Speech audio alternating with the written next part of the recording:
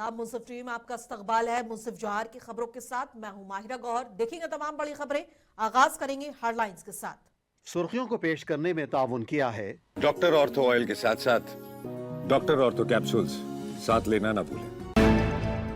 अजीत पवार के निधन पर मुख्यमंत्री हेमंत सोरेन ने जताया शोक। बोले मरांग गुरु शोकाकुल परिजनों को दुख की घड़ी सहन करने की शक्ति दे।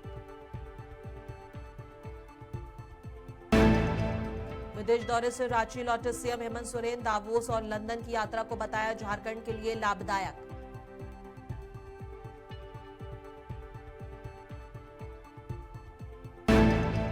गुमला डीसी ने की प्रेस कॉन्फ्रेंस। नगर परिषद चुनाव को लेकर विस्तार से दी जानकारी।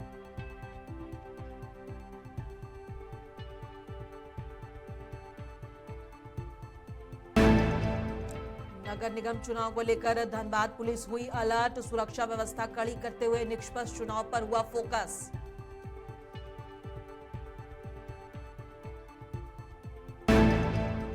शिमलजोड़ गांव में आदिवासियों के पीने के पानी की उठाई मांग। बोले पाइपलाइन और टंकी रहने के बावजूद समस्या बरकरार।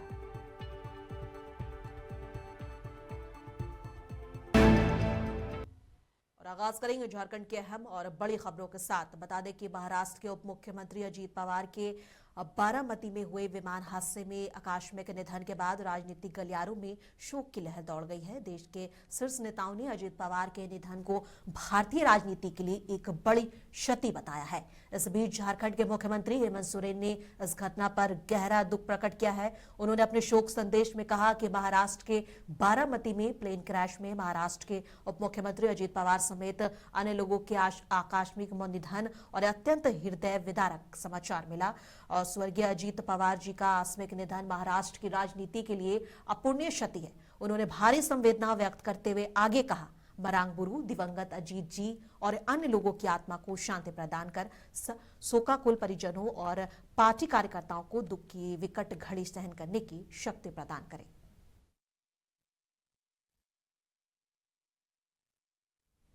महाराष्ट्र के डिप्टी सीएम अजीत पवार का प्लेन क्रैश में निधन हो गया है। यह हादसा महाराष्ट्र के बारामती में हुआ। बताया जा रहा है कि लैंडिंग की कोशिश करते समय प्लेन क्रैश हो गया। डिप्टी सीएम अजीत पवार मुंबई से किसी कार्यक्रम के लिए यहां पहुंच रहे थे। अभी यह स्पष्ट नहीं है कि विमान ने क्रैश लैंडिंग की या कोई तकनीकी खराबी के चलते यह हादसा हुआ। इस हादसे में डिप्टी सीएम अजीत पवार के साथ साथ 5 लोगों का निधन हो गया है। और क्रैश साइट से एक वीडियो सामने आई है जिसमें दिख रहा है कि प्लेन के मलबे बिखरे पड़े हैं और दूर से धुआं उठता दिखाई दे रहा है।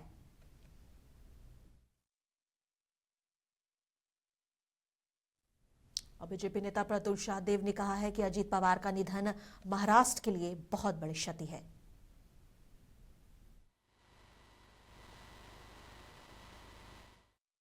देखिए, very shocking and very heart breaking news coming from Maharashtra. अकल्पनीय साहब, ये विश्वास नहीं हो रहा अजीत पवार साहब अब हमारे बीच नहीं रहे। प्लेन क्रैश में उनके साथ 6 लोगों की मृत्यु हो गई और अजीत पवार साहब का असामयिक निधन जो है पूरे देश के लिए क्षति है। एक बड़े सामाजिक कार्यकर्ता को, एक बड़े राजनीतिक नेता को देश ने खो दिया।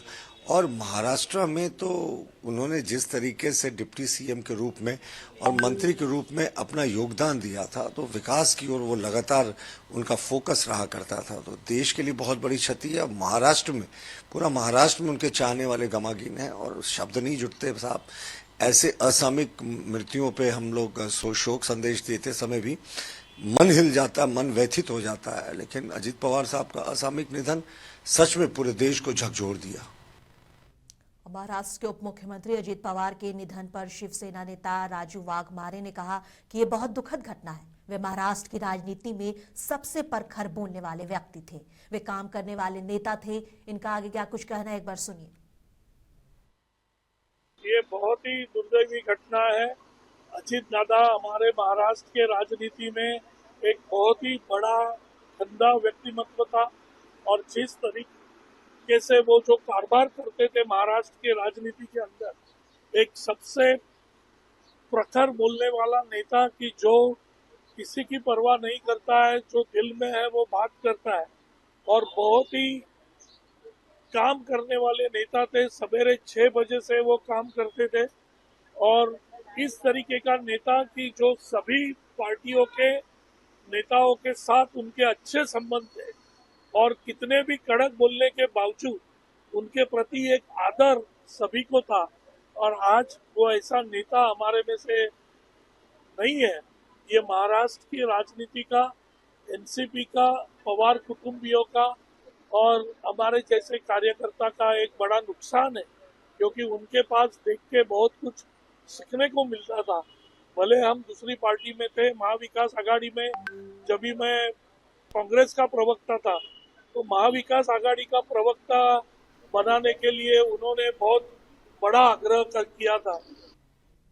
महाराष्ट्र के उप मुख्यमंत्री अजीत पवार की विमान दुर्घटना में मौत पर राजस्थान कांग्रेस अध्यक्ष गोविंद सिंह डोटासरा ने कहा कि इससे बड़ी बदकिस्मती और क्या हो सकती है।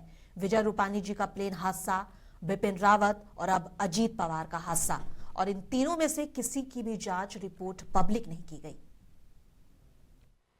इससे बड़ा दुर्भाग्य की कोई बात हो नहीं सकती। विजय रूपाणी जी का विमान हादसा, बिपिन रावत हमारे सीडीएस का हादसा और अब अजीत पवार का हादसा, और इनकी किसी की भी कोई जांच रिपोर्ट सार्वजनिक नहीं होना, मैं समझता हूं कि कई सवाल खड़े करती है।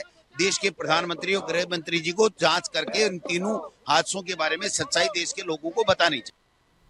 दिल्ली में महाराष्ट्र के उप मुख्यमंत्री अजीत पवार की विमान दुर्घटना के मौत पर बीजेपी सांसद रविशंकर प्रसाद ने कहा कि एक ऐसी घटना है जो दिखाती है कि जिंदगी कितनी अनिश्चित हो सकती है। वे बहुत सीनियर नेता थे और स्थानीय निकाय चुनाव और विधानसभा में इतनी बड़ी जीत के बाद इस तरह से उनका जाना मेरे लिए बहुत दुखद है। ये एक ऐसी घटना है जिससे जीवन की अनिश्चितता भी दिखाई पड़ती है। बहुत बड़े नेता थे, अभी इतनी बड़ी विजय हुई निकाय चुनाव में, विधानसभा में, अब इसके बाद इस तरह से जाना मेरी बहुत श्रद्धांजलि है। स्विट्जरलैंड के दावोस में आयोजित वर्ल्ड इकोनॉमिक फोरम और लंदन यात्रा के बाद मुख्यमंत्री हेमंत सोरेन झारखंड लौट आए हैं। मंगलवार शाम विधायक कल्पना सोरेन के साथ रांची एयरपोर्ट पहुंचने पर मुख्यमंत्री का ढोल नगाड़ों के साथ भव्य स्वागत किया गया। इस मौके पर मीडिया से बात करते हुए मुख्यमंत्री हेमंत सोरेन ने कहा कि दावोस जैसे वैश्विक मंच पर झारखंड ने पहली बार मजबूती से अपनी बात रखी। इस सम्मेलन के माध्यम से राज्य की जल, जंगल और जमीन के साथ साथ यहां के निवेश संभावनाओं को दुनिया के सामने प्रस्तुत किया गया। सीएम ने भरोसा दिलाया है कि वर्ल्ड इकोनॉमिक फोरम से मिले अनुभव का लाभ झारखंड को जरूर मिलेगा। शिक्षा, निवेश और रोजगार के क्षेत्र में नए अवसर सृजित करने की दिशा में सरकार ठोस पहल करेगी। उन्होंने कहा कि झारखंड की अपार संभावनाओं को धरातल पर उतारकर राज्य को विकास के पथ पर आगे बढ़ाना सरकार की प्राथमिकता है। देखिए, काफी उत्साह और आप लोगों का प्यार, और आप लोग इतने बड़े भीड़ के साथ आ गए। पहले तो आप लोग का बहुत बहुत शुक्रिया, आभार कि आज झारखंड ने भी वैश्विक पटल पर अपनी बातें पहुंचाने का एक बेहतर प्रयास किया है। और समय समय पर आप सब लोगों को खबर मिलती रही है कि सरकार के तरफ से हम लोगों ने दावोस में और लंदन में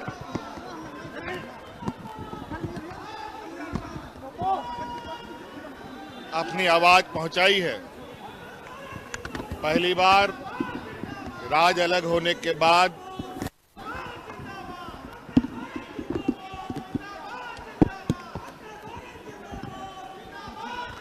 एक बड़े वैश्विक मंच पर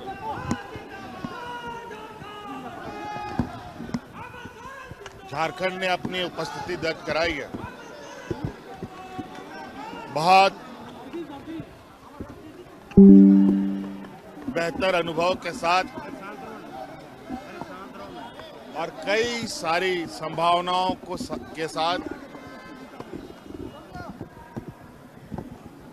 आज हमारी पुनः वापसी हुई है।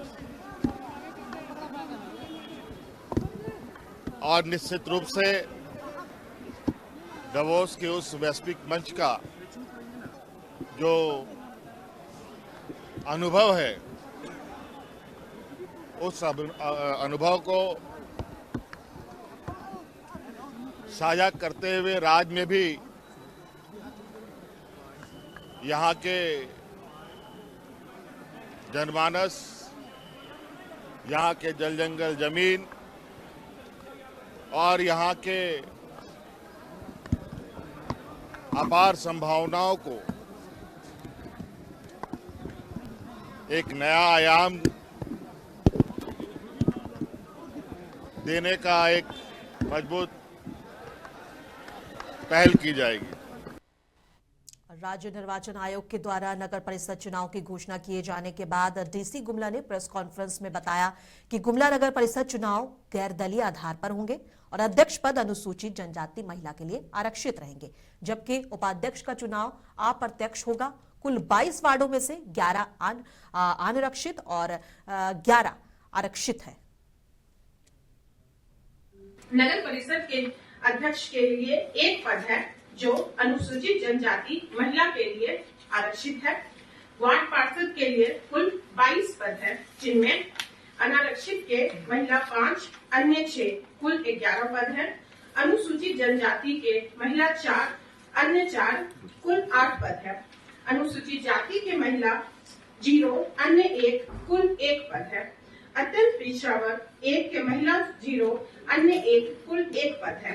पिछड़ा वर्ग सेकंड के महिला 0, अन्य 1, कुल 1 पद है।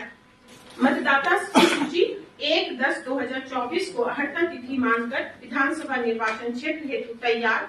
मतदाता सूची के आधार पर ही नगर पालिका निर्वाचन हेतु वार्ड खंडित करते हुए अंतिम रूप से मतदाता सूची तैयार की गई है। कितने हमारे वोटर हैं इसकी जानकारी, जो हमारे मेल वोटर है 18,525, जो हमारी महिला वोटर है 20,765। टोटल वोटर हमारे वार्ड में जो रहेंगे 39,290। मतदाताओं की सूची जिस दिन वोटिंग होगा उस दिन क्या दस्तावेज हम लोग मान रहे हैं, 12 तरह के दस्तावेज हैं, इन सबकी जानकारी आप सभी को होगी। मतदान केंद्र हमारे यहाँ कितने हैं? टोटल 44 है। कुल मतदान केंद्र भवनों की संख्या 26 है, जिसमें से 2 हमारे चलंत मतदान केंद्र रहेंगे वार्ड नंबर 10 में। आप सभी को जानकारी होगी कि इसकी जो निर्वाचन की प्रक्रिया होती है वो बैलेट सिस्टम से है, मतपत्र एवं मतपेटिका के द्वारा संपन्न कराया जाएगा। टोटल हमारा बैलेट रिक्वायरमेंट 112 है। अरनेश्वर प्रखंड के ताल डगाल पंचायत के सिमलजोड़ गांव में आदिवासी लोग आज भी कुएं का पानी पीने को मजबूर हैं। करीब 1 साल से गांव की पानी टंकी खराब पड़ी है और बड़ी पाइपलाइनों केवल शोभा का सामान बनकर रह गई है। जलसाही की नियुक्ति के बावजूद समस्या बनी हुई है। ग्रामीणों का कहना है कि प्रखंड विकास पदाधिकारी सक्रिय है और उम्मीद जताई जा रही है कि खबर प्रकाशित होने के बाद अधिकारी गांव आकर समस्या का समाधान करेंगे। तो यहाँ महिला सब या जितना भी हम लोग आदिवासी है इस सिमलजोड़ गांव का, तो हम लोग कुआं वाला पानी हम लोग यूज करते हैं उतना दिन से। तो रोड के किनारे उधर उस पार तो वहाँ का पानी हम लोग लाते हैं और यूज करते हैं, खाते हैं, पीते हैं, जो भी जितना भी यूज वाला काम में आता है ना, तो हम लोग यूज करते हैं। और लोकल जगह में देखते हैं कि ढाका जल में इतना जो 4-5 टंकी इतना जो बैठा हुआ है, वहाँ इतना जो लगाया गया है और चापाकल भी है, बहुत सुविधा है। लेकिन बंगालू गांव में जो इतना जो सुविधा होता है, लेकिन एसटी वाला गांव में काहे नहीं होता है। सरकार हम ही लोग का है, हम लोग का हड़ है। ये रोड किदा मुखिया जूत कताले बाय हिजुक कना मुखिया उनाते ब्लॉक ले कुल किदा ब्लॉक खोय हो बको हिजुक कना और आले 6-7 महीना खोय दा आले कष्टो कना उइन दा आले जोमदा गडिया दा आले जोमदा आइमा दा आले अगुई दा नंदे को पानी यहाँ पानी का बहुत दिक्कत है। बहुत दिन से चापाकल भी खराब है, 7-8 महीना से अभी तक ठीक नहीं हुआ है। सबको तो बोले हैं कि ठीक कराने के लिए, तो नहीं आ रहे हैं मिस्त्री भी, कोई भी देखने भी नहीं आ रहे। और नगर निगम चुनाव की अधिसूचना जारी होते ही धनबाद में कानून व्यवस्था बनाए रखने और निष्पक्ष चुनाव सुनिश्चित करने के उद्देश्य से धनबाद पुलिस प्रशासन पूरी तरह सतर्क हो गया है। वरीय पुलिस अधीक्षक के निर्देश पर जिले भर में सुरक्षा व्यवस्था कड़ी कर दी गई है। और झांसी से बड़ी खबर है, यूपी पुलिस ने नशे के खिलाफ चल रहे अभियान में एक बड़ी कामयाबी हासिल की है। एसएसपी बीबीजी टीएस मूर्ति के निर्देशन में सिपरी बाजार पुलिस ने एक ट्रक से लगभग 67 किलो से ज्यादा अवैध गांजा बरामद किया है, जिसकी कीमत करीब 40 लाख रुपए बताई जा रही है। ये खेप उड़ीसा से ग्वालियर ले जाई जा रही थी। पुलिस ने मौके से ट्रक चालक सुनील कुमार को गिरफ्तार किया। फिलहाल पुलिस आरोपी से पूछताछ कर उसके नेटवर्क और गैंग के बाकी लोगों की तलाश में जुटी हुई है। 26-27 जनवरी की रात्रि में थाना एएनटीएफ झांसी और थाना सिपरी बाजार पुलिस को सूचना प्राप्त हुई कि एक व्यक्ति जो अपने ट्रक में अवैध गांजा रखकर ग्वालियर की तरफ जा रहा है। इस सूचना पर थाना एएनटीएफ झांसी की पुलिस टीम और थाना सिपरी बाजार की पुलिस टीम द्वारा संयुक्त रूप से सघनता से चेकिंग की गई तो भोजला मंडी के पास एक व्यक्ति जिसका नाम सुनील कुमार पुत्र लायक राम निवासी ग्वालियर मध्य प्रदेश, इसको हिरासत में लिया गया। जब इससे पूछताछ की गई और ट्रक की तलाशी ली गई तो इसके पास से 67 किलोग्राम अवैध गांजा बरामद हुआ। इस संबंध में थाना सिपरी बाजार में सुसंगत धाराओं में अभियोग पंजीकृत करते हुए आज जेल भेजा गया है। इस प्रकरण में अन्य विधिक कार्रवाई प्रचलित है। झांसी की मऊरानीपुर में आज यूजीसी कानून के खिलाफ स्वर्ण समाज ने विरोध दर्ज कराया। समाज के लोगों ने उप जिलाधिकारी के माध्यम से मुख्यमंत्री योगी आदित्यनाथ और प्रधानमंत्री नरेंद्र मोदी को ज्ञापन भेजकर इस कानून पर पुनर्विचार की मांग की है। जो आज केंद्र सरकार ने जो है काला कानून यूजीसी एक श्रवण के लिए, क्योंकि शिक्षा एक विद्या का मंदिर है, वहाँ कोई जात और पात नहीं होती है। वहाँ पर जो भी बच्चे शिक्षा लेते हैं वह समान हुआ करते हैं। योगी जी ने या मोदी जी ने जो या उनकी सरकार ने जो निर्णय लिया है, इतने 273 सांसद कहाँ सोते रहे जब यह बिल पास हो रहा था। महोबा जनपद मुख्यालय स्थित कलेक्ट्रेट परिसर में राजपूत करनी सेना ने यूजीसी बिल के विरोध में राज्यपाल को संबोधित ज्ञापन जिलाधिकारी गजल भारद्वाज को सौंपा है और संगठन के पदाधिकारियों ने यूजीसी रेगुलेशन को लेकर चिंता जाहिर की है। जिलाध्यक्ष प्रदीप सिंह भदौरिया ने कहा है कि नए नियमों से सामान्य वर्ग के छात्र छात्राओं का उत्पीड़न बढ़ सकता है और उनके भविष्य पर खतरा मंडरा रहा है। उन्होंने आरोप लगाया कि झूठे मामलों और भेदभाव के चलते छात्रों पर मानसिक दबाव बढ़ेगा। संगठन ने केंद्र सरकार से यूजीसी कानून वापस लेने की मांग की है। प्रदीप भदौरिया जिला अध्यक्ष हैं श्री राजपूत करनी सेना महोबा। आज हमारे सभी बंधु यूजीसी बिल जैसे कानून, यूजीसी जैसे काले कानून के विरोध में ज्ञापन देने आए हैं। जो राष्ट्रपति को संबोधित ज्ञापन जिलाधिकारी महोदय को दिया जाएगा। यूजीसी जो बिल बनाया गया है वो पूर्णतः सवर्णों के विरोध में है। उसी के विरोध में हम लोग एकत्रित हुए हैं और अगर यह बिल वापस नहीं होता है तो हम लोग देशव्यापी आंदोलन करेंगे। झांसी के उल्दन थाना क्षेत्र से एक गंभीर मामला सामने आया है, जहां वन विभाग की शासकीय भूमि पर अवैध निर्माण रोकने पहुंचे वन रक्षक के साथ मारपीट और गाली गलौज का आरोप लगा है। ग्राम पलरा में बीट प्रभारी दीपक कुमार सूचना मिलने पर मौके पर पहुंचे थे। आरोप है कि निर्माण रोकने पर ग्राम प्रधान और उनके साथियों ने न सिर्फ बदसलूकी की बल्कि जान से मारने की धमकी भी दे दी। पीड़ित कर्मचारी ने थाने में शिकायत दी है। हालांकि अब तक कोई ठोस कार्रवाई नहीं होने का आरोप भी लगाया जा रहा है।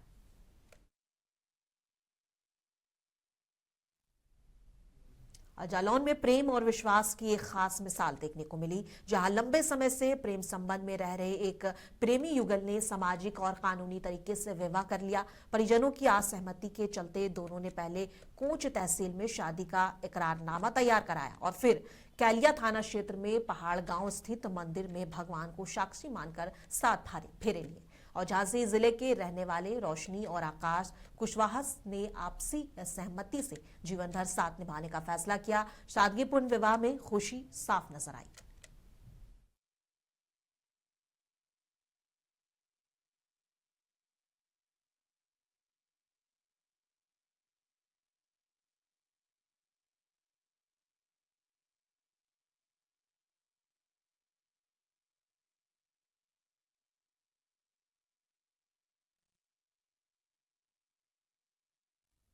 और पीलीभीत शहर में नगर पालिका परिषद के स्वच्छ भारत मिशन के अंतर्गत आयोजित पतंग उत्सव कार्यक्रम में डीएम ज्ञानेंद्र सिंह और एसपी अभिषेक यादव ने पतंग उड़ाकर स्वच्छता का संदेश दिया। कार्यक्रम में स्कूली छात्र छात्राएं, महिलाएं, जनप्रतिनिधि और नागरिक शामिल हुए।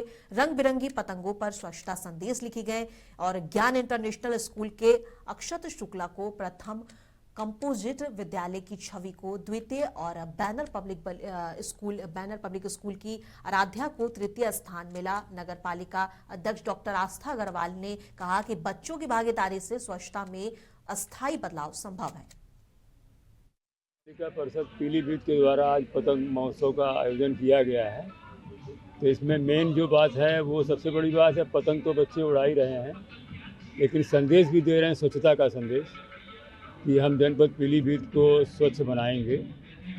तो बहुत से बच्चों ने पार्टिसिपेट किया है और यहाँ के सम्मानित नागरिकगण आए हैं और आस्था अग्रवाल जी हैं चेयरमैन जी, इन्होंने बड़ा सुंदर कार्यक्रम का आयोजन यहाँ कराया है और लोगों को जोड़ा है, क्योंकि इस स्वच्छता को हम लोग तभी पूरा कर सकते हैं जब जन सहभागिता हो, और जन सहभागिता बहुत ज़रूरी है कि लोगों को इस अभियान के साथ जोड़ा जाए। तो इसी में ये पतंग महोत्सव एक उसमें पहला स्टेप है और धीरे धीरे पूरे नगर पालिका परिषद के लोगों को इस स्वच्छता के अभियान से जोड़ा जाएगा और निश्चित रूप से नगर पालिका पीलीभीत को नंबर 1 स्वच्छता में लाने का हम लोग सब लोग मिलकर के प्रयास करेंगे। मैं जनता से यही कहना चाहूँगा कि स्वच्छता पर विशेष ध्यान दें, क्योंकि महात्मा गांधी जी ने एक बात आज़ादी के पहले कही थी कि स्वतंत्रता से भी महत्वपूर्ण स्वच्छता है और स्वच्छता को जीवन का अंग बनाना चाहिए कि जहाँ गंदगी रहेगी स्वाभाविक बात है वहाँ बीमारी रहेगी, और जब बीमारी रहेगी तो लोग मतलब स्वस्थ नहीं होंगे, और जब एक समाज स्वस्थ नहीं होगा तो निश्चित रूप से समाज कमज़ोर होगा।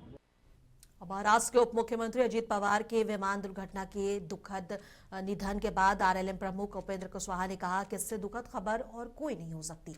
अजीत पवार की मृत्यु से हुआ दुख किसी एक पार्टी या गठबंधन का नुकसान नहीं, बल्कि पूरे देश का नुकसान है। हमारी पार्टी की ओर से हम अपनी संवेदना व्यक्त करते हैं। हम भगवान से प्रार्थना करते हैं कि दिवंगत आत्मा को शांति मिले और उनके परिवार को इस दुख को सहने की शक्ति मिले। इतनी दुखद खबर कोई हो ही नहीं सकती है। अजीत पवार जी के निधन से जो दुख पहुंचा है, उनके निधन से जो क्षति हुई है देश की, फिलहाल उसकी भरपाई संभव नहीं है। उनके निधन से किसी पार्टी या कोई गठबंधन की क्षति नहीं है, बल्कि पूरे देश को क्षति हुई है। इसकी भरपाई तो नहीं संभव है। हम अपनी पार्टी की ओर से दुख व्यक्त करते हैं, ईश्वर से प्रार्थना करते हैं कि भगवान दिवंगत आत्मा को शांति दें और उनके परिवार को दुख सहने की ताकत दें। प्लेन क्रैश में महाराष्ट्र के उप मुख्यमंत्री अजीत पवार की दुखद मौत के बाद कांग्रेस नेता रविंद्र चौहान ने कहा कि आज सुबह प्लेन क्रैश में अजीत पवार की दुखद मौत की खबर आई। मेरी राय में उनका जाना महाराष्ट्र के लिए एक बड़ा राजनीतिक नुकसान है। वे सीधे बोलने वाले और मजबूत फैसले लेने वाले नेता थे। आज सवेरे ही अजीत दादा पवार इनका प्लेन क्रैश में दुखद निधन की बातमी आई। अजीत दादा पवार जाने से महाराष्ट्र का बड़ा राजनीतिक नुकसान हुआ है, ऐसा मुझे लगता है। एक स्पष्ट वक्ता थे, कठोर निर्णय वाले अजीत दादा थे। कार्यकर्ताओं को उनका उतना ही लगाव अजीत दादा पवार लगाते थे। अभी तीन चार दिन पहले महाराष्ट्र के हिंददी जो नांदेड़ में हिंददी चादर प्रोग्राम हुआ था, अजीत दादा पवार उस दरम्यान आए थे। जब भी मैं अजीत दादा को मुंबई में मंत्रालय में किसी काम की वजह से मिलता था, बड़ा लगाव वो मुझे लगाते थे, क्योंकि मेरे पिताजी स्वर्गीय खासदार वसंतराव जी चौहान साहब उनके सहयोगी थे, सहयोगी रहे वाले थे। वो हमेशा बोलते थे, अगर तुझे कुछ भी काम है तो मैं तेरे पीछे डटकर खड़ा रहूंगा।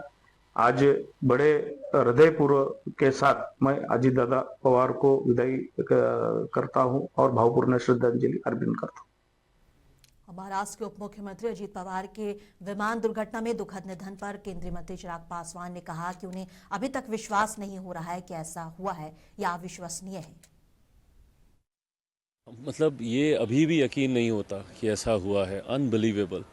जिस तरीके से आज सुबह समाचार में ये जानकारी मिली कि संभवतः ऐसी घटना घटी है जो प्लेन क्रैश हुआ है बारामती के समीप, आज भी अभी भी इस बात पे यकीन नहीं हो रहा। अजीत पवार जी सिर्फ महाराष्ट्र के ही नहीं देश के बड़े नेताओं में उनको शामिल किया जाता था। उनकी ज़मीन से जुड़े रहने की उनकी सोच, हमेशा लोगों के साथ रहने की उनकी सोच ने उनको एक बड़े स्तर का नेता और गरीबों के कल्याण की सोच रखने वाले नेता के तौर पर उनकी पहचान बनाई।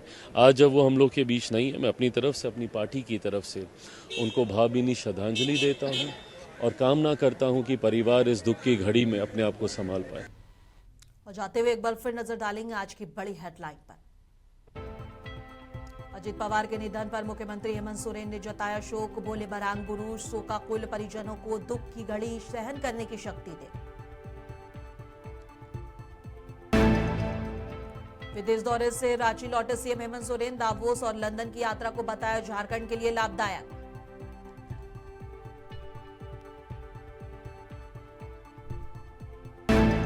गुमला डीसी ने की प्रेस कॉन्फ्रेंस, नगर परिषद चुनाव को लेकर विस्तार से दी जानकारी।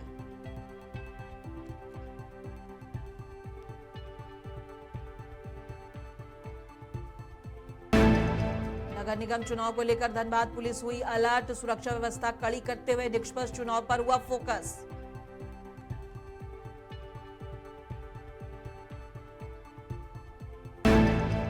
शिमलजोड़ गांव में आदिवासियों ने पीने के पानी की उठाई मांग, बोले पाइपलाइन और टंकी रहने के बावजूद समस्या बरकरार।